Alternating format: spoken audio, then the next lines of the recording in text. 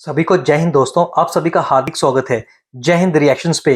तो आज की इंपॉर्टेंट और इंटरेस्टिंग वीडियो में आप देखेंगे, एक तरफ भारत ने पाकिस्तान को खुली धमकी दी है और भारतीय डिफेंस के हेड ने पाकिस्तान को जंग के लिए तैयार रहने को कहा है, और दूसरी तरफ अफगानिस्तान जम के पाकिस्तान की ठुकाई कर रहा है और रोज आए दिन पाकिस्तान के कई सैकड़ों जो सैनिक हैं वो शहीद हो रहे हैं और पाकिस्तान और अफगानिस्तान के बीच में जंग लगी है, जिसकी वजह से पाकिस्तानियों की टांगे जो है वो कांप रही हैं और पाकिस्तान में मातम छाया। तो इसी मुद्दे पे आप देखेंगे एनालिस्ट कमर चीमा को, जिनकी स्पेशल गेस्ट होंगी मशहूर पत्रकार आरजू काजमी, और ये दोनों मिलकर बात करेंगे हमारे प्यारे और तगड़े देश भारत के बारे में। तो ये वीडियो काफी इंटरेस्टिंग होगी, आपको बहुत कुछ जानने को मिलेगा और मजा आएगा। तो इसे अंत तक देखें और चैनल पे नए हैं तो चैनल को सब्सक्राइब कर दें। जय हिंद, जय भारत। आपके वक्त का बहुत शुक्रिया। बहुत शुक्रिया सर कि आपने इनवाइट किया, thank you so much. Madam क्या करना है यार, वो रोजाना भारत से धमकी आ रही है। वो आर्मी चीफ साहब हैं हमारे वहाँ पे, द्विवेदी साहब, वो कहते हैं नहीं छोड़ेंगे नहीं पाकिस्तान, तैयार रहो ऑपरेशन सिंदूर 2.0। और उनके साथ वो विरक साहब भी खड़े हुए थे, फॉर्मर यहाँ पे जो होते थे मिलिट्री अटैची। उनको तो हमने बड़ा समझा के भेजा था कि सर अमन की बात करें, वो जाके उनके साथ फिर लड़ाइयाँ शुरू कर रहे हैं, वो भी हमारे साथ। तो मैडम ये क्यों हमले की बातें कर रहे हैं? राजनाथ सिंह ने कह दिया सरक्रीक से कराची पहुंच जाएंगे हम। तो अब आईएसपीआर ने भी बयान दे दिया, उन्होंने कहा भाई म्यूचुअल डिस्ट्रक्शन होगी, ये याद रखना, पहली ह्यूमिलेशन से आप लोग बाहर नहीं निकले। आपको लग रहा है कि दूसरी जंग की तैयारी पकड़ रहे हैं? क्योंकि आर्मी चीफ तो इंडिया का कह रहा है भाई तुम्हें मौका मिलेगा, तैयार रहो, वाहे गुरु की कृपा से, भगवान की जो है वो दया से आपको मिलेगा। अब तो मुझे भी थोड़े थोड़े लफ्ज आ रहे हैं। सर आपने सबसे पहले घबराना नहीं है। यहाँ पे जो इमरान खान कहा करते थे ना, वो मैं आपसे कह रही हूँ, आपने सबसे पहले घबराना नहीं है सर, अपनी तैयारी मुकम्मल रखें। वो तो अच्छी बात है, बताकर हमला करेंगे। अब पहले तो उन्होंने बिना बताए कर दिया था, लेकिन ये जरूर है कि जाहिर है कि दोनों कंट्रीज में अब ये कब ऐसा वक्त नहीं आया जब आपको ये लगाओ कि भारत अटैक नहीं करेगा, या कब भारत को ऐसा लगा कि पाकिस्तान की तरफ से कोई गड़बड़ नहीं की जाएगी। दोनों हमेशा से एक दूसरे को यही कहते आए हैं, जब से बना है पाकिस्तान तब से ये सिलसिला है। हम तो हमेशा से हमारी टेक्स्ट बुक्स में भी पढ़ते हैं कि भारत हमारा दुश्मन है और भारत हम पे अटैक करने वाला है, भारत पाकिस्तान को खा जाएगा, और इस किस्म की बातें तो सर हम हमेशा से सुनते आए हैं। 1947 से लेकर आज तक हम उसमें से निकल ही नहीं पाए। तो आज अगर हमें इस किस्म की स्टेटमेंट सुननी पड़ रही है तो उसमें हैरान होने वाली ना तो कोई बात है ना कुछ। हाँ, ये जरूर है कि हमारी जो मिलिट्री इस्टेब्लिशमेंट है और हमारी जो फौज है उनको फिर अपनी तैयारी पकड़ लेनी चाहिए, इसलिए कि इनको इसी काम के लिए तो तनख्वाह मिलती है ना, इन्हें सियासत करने के लिए या गवर्नमेंट लाने ले जाने के लिए, गिराने के लिए, या जो पॉलिटिशियंस हैं उनको फांसी देने के लिए, अरेस्ट करने के लिए थोड़ी रखा है पब्लिक ने। जो ये पब्लिक के पैसे से अपना घर चलाते हैं, सैलरीज लेते हैं, तो इसीलिए है ना कि बॉर्डर सेफ रहे। लेकिन बात सबसे बड़ी ये है कि उन्होंने ये तो नहीं कहा कि हम ऐसे ही बैठे बैठे पाकिस्तान पे अटैक कर देंगे। जो जो स्टेटमेंट्स आई हैं, डेफिनेटली वो स्टेटमेंट्स मैं समझती हूँ नहीं आनी चाहिए थी।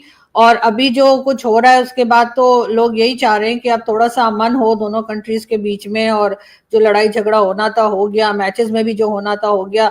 लेकिन अब ना तो हमारी तरफ से और ना ही भारत की तरफ से ऐसी स्टेटमेंट्स आनी चाहिए। बहुत अफसोसनाक है, लेकिन फिर भी अब उन्होंने यही कहा है कि अगर कोई किस्म का टेरर अटैक उनकी कंट्री में हुआ तो पाकिस्तान को वो कह रहे हैं कि जी आप तैयारी पकड़ लें। तो इसके लिए आप तैयारी पकड़ लें, और तैयारी पकड़ने में ये भी है कि आप अपनी तरफ से भी देखें कि यहाँ से जो नॉन स्टेट एक्टर्स के नाम पर वहां लोग जाते हैं उनको किस तरह से रोका जा सकता है। अगर जो पहले पॉलिसीज हमने बनाई थी अगर वो पॉलिसीज काम नहीं कर रही तो हमें उसमें कुछ ना कुछ चेंजेस लाने की जरूरत है। हर बार हम ये तो नहीं कह सकते ना कि भाई ये अटैक कर देते हैं, लेकिन वो किस लिए अटैक कर रहे हैं? जैसे मैंने पहले भी कहा था, ना वो जमीन के लिए कर रहे हैं, ना वो हमारे कोई खजाने हैं जो लूट के ले जा रहे हैं, ना वो हमारा जो न्यूक्लियर वेपन्स है उसके ऊपर जा रहे हैं। वो तो पहले भी उन्होंने मुरीद के और कहाँ जो टेरर कैंप्स है उसी के ऊपर उन्होंने अटैक किया था। इस बार भी वो यही कह रहे हैं। वैसे भी पिछली बार तो आप जानते हैं जो लास्ट टाइम उन्होंने अटैक किया था उसमें जिसको मारने के लिए अटैक किया था वो तो फिर भी बच गया, वो मसूद अजहर। मैंने सुना वो दही लेने गया हुआ था तो उसकी जान बच गई, तो उसको रात को काम आ गया दही लेने जाना। तो लेकिन ये कि हो सकता है उसी की तलाश में फिर आ जाए। और जो राजनाथ सिंह साहब कराची और कहाँ की बात कर रहे हैं, तो सर वहां पर भी तो कई बार कहा गया है ना कि वो मियादाद साहब का समधी, क्या नाम है उसका, दाऊद इब्राहिम, वो वहां पर है, और कौन कौन लोग। तो सर अगर हम खुद ही इन लोगों के ऊपर एक्शन कर लेंगे, खुद ही इन लोगों को अरेस्ट कर लेंगे, जिनका हमें खुद भी नुकसान हो रहा है। ये जो DGISPR साहब ने ये भी तो कहा था ना कि हम जो टेरर कैंप्स हैं या जो टेररिस्ट हैं उनके ऊपर हम कार्रवाई कर रहे हैं। तो अगर ये कार्रवाई ठीक से करें और वाकई में इन लोगों का सफाया करें, तो फिर भारत को क्या पड़ी है सर, उनको अपने 10 काम है, सारी दुनिया के साथ उन्होंने बिजनेस करना होता है, इकोनॉमी को अपनी बेहतर करना होता है, उनकी अपनी कंट्री में जैसे हमारे यहाँ 10 चीजें प्रॉब्लम चल रही है, उनकी भी कहीं ना कहीं चल रही होंगी भारत के अंदर, वो उन्होंने देखना है, या वो बस पाकिस्तान को लेके बैठे रहे। वैसे भी हम काफी हद तक इनरेलीवेंट हो चुके थे उनके लिए, अब तो शुक्र करें दोबारा से मोदी जी ने कुछ हमारा नाम वाम लेना शुरू किया है। बीच में तो कहते थे नाम भी नहीं लेते थे, तो हाँ वो भी हमें बड़ा बुरा लगता था, भारत के पॉलिटिशियन तो हमारा नाम ही नहीं लेते। तो सर अब नाम ले रहे हैं तो बस खुश हो जाइए, हम इतने इंपॉर्टेंट है कि वो हमें कह रहे हैं सारी दुनिया छोड़कर। मैडम आपको नहीं लगता मोदी साहब मुश्किल में आ गए हैं? मतलब कहना था वो हमने आइसोलेट कर दिया इनको, इनका तो कुछ भी नहीं है, और अब वो कह रहे हैं जनाब कि नहीं नहीं पाकिस्तान को हम छोड़ेंगे नहीं, ये कर देंगे वो कर देंगे। दुनिया के जिस मुल्क के सामने जाते हैं हमारा नाम लेते हैं, हमें ये देखो क्या कर रहा है। तो मैडम क्या मतलब, कई लोगों का मैं पढ़ रहा था इंडिया के अंदर, वो कह रहे थे क्यों भारतीय फौज का आप इम्तिहान ले रहे हो। और यार चीमा, क्या हो गया? अभी तो यार पिक्चर की शुरुआत हुई है, अभी तो बनेगा कीमा। यार तुम तो बड़ी जज्बे वाली कौम थी, भारत के ऊपर हमला करने वाली कौम थी। क्या हो गया यार? हवा टाइट हो गई? और ना यार चीमा, घबराना नहीं है यार। और वैसे भी तुम्हारी फौज अपनी जनता, अपनी आवाम को इतने सालों से यही तो चूरन बेच रही थी कि भारत हमें खा जाएगा, भारत हम पे हमला करेगा। अब भारत ने जब सीधा सीधा तुम्हें धमकी दी है कि हम हमला करेंगे, तो तुम्हारी फटके चार हो गई। मजे की बात पता है क्या चीमा? हम भारतीय तो पाकिस्तानियों के बारे में सोचते भी नहीं है। तुम्हारी किताब में चाहे भारत के बारे में कुछ भी लिखा हो, हिंदुओं के बारे में कितनी भी नफरत हो, पर मजे की बात यह है कि भारत की किसी भी किताब में पाकिस्तान का जिक्र तक नहीं है। इतने इररेलेवेंट और इतने गैर जरूरी लोग हो, तो बड़े ही फट्टू और दोगले किस्म के इंसान हो यार। एक तरफ तुम परेशान होते हो कि भारत हमारा नाम नहीं लेता, और दूसरी तरफ तुम कहते हो कि मोदी मुश्किल में है, मोदी जो है वो हमें चेतावनी दे रहा है, मोदी हमें धमकी दे रहा है। यार तुम्हारा नाम लो तब भी तुम्हें तकलीफ है, तुम्हें इग्नोर करो तब भी तुम रोते हो। इम्तिहान लेते हो। फौज नहीं लड़ना चाहती, अगर फौज लड़ना चाहती होती तो वो इस अंदाज से तो ना मतलब चीजें करते। तो आपको नहीं लगता कि मैडम मोदी साहब को चाहिए कि बड़े लीडर बने, बैठ के बात करते? क्या मतलब क्या उन्होंने बना लिया अपनी इक़्तिदार के लिए सारा कुछ? तो ये जो अब बातें हैं कि जी मोदी साहब जो हैं वो फिर लड़ना चाहते हैं, तो मोदी साहब को इसमें क्या सूट करता है लड़ाई में मैडम? क्या उनको सर क्या एक ऐसा मिलता क्या है लड़ाई से? ये सवाल है वैसे कि क्या है लड़ाई में जो वो पाकिस्तान से लड़ना चाहते हैं? ये बहुत सारे लोग सवाल पूछ रहे हैं आजकल मैडम। सर देखें, सबसे पहले तो हमें आइसोलेट नहीं किया जा सकता, ये बात मेरे ख्याल है कि मोदी जी को समझनी पड़ेगी।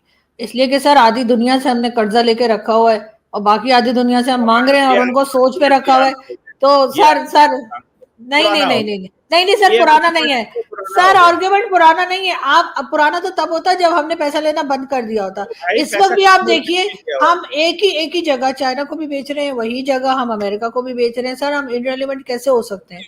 और अच्छा मुझे ये बाकी सॉरी आपकी बात काटने लगा, सॉरी। नहीं मुझे नहीं सिर्फ नहीं ये बताया, 1000 किलोमीटर की पट्टी है हमारा, 1000 किलोमीटर लंबा कोस्टल लाइन है। आप कह रही हैं वही चाइना को बेच रहे हो, वही अमेरिका को बेच रहे हो। ओ भाई एक चीज 100 मील दूर है। भाई चाइना ने पूरे 1000 किलोमीटर का ठेका तो नहीं ना हमारे साथ किया हुआ। भाई चाइना ने ठेका किया है, फॉर एग्जांपल वो ग्वादर में आए, उन्होंने इन्वेस्टमेंट की कि हम इस पोर्ट को बिल्ड करेंगे। भाई वो पोर्ट होगी लेट्स से जी 50 किलोमीटर की पोर्ट, मैं मिसाल दे रहा हूँ, ठीक है, ग्वादर जी 100 किलोमीटर का। भाई वो 900 किलोमीटर हमने पटे पे लिख के तो नहीं दे दिया चाइना को या किसी मुल्क को भी कि भाई तुम यहाँ पे दुनिया में कोई मुल्क यहाँ पे आ ही नहीं सकता। कैसी बातें करती हैं आप? तो अपने घर सर के, मेरी बात तो सुन लें। आप बजाय इसके कि आप खुश हों कि इधर अमेरिकन आएंगे, इधर चाइना आएगा, इधर फलां होगा, इधर फ्रेंच आएंगे, इधर ये कंपनी पैसा लगाएगी, इधर ब्रिटिश कंपनी पैसा लगाएगी, इधर हो सकता है कल को कोई और कंपनी, मतलब आप इस चीज से खुश हो? आप कह रही हैं एक ही चीज दो लोगों को बेची नहीं जा रहे हो। सर देखें, अभी तो फिलहाल कंपनीज जो है वो पाकिस्तान से निकलती हुई दिखाई दे रही हैं। जो मल्टीनेशनल कंपनीज हैं वो एक एक करके जा रही है। यामाहा वाले भी चले गए, शेल वाले भी चले गए, और भी कई दूसरे जो हैं वो जा रहे हैं और कई जा चुके हैं।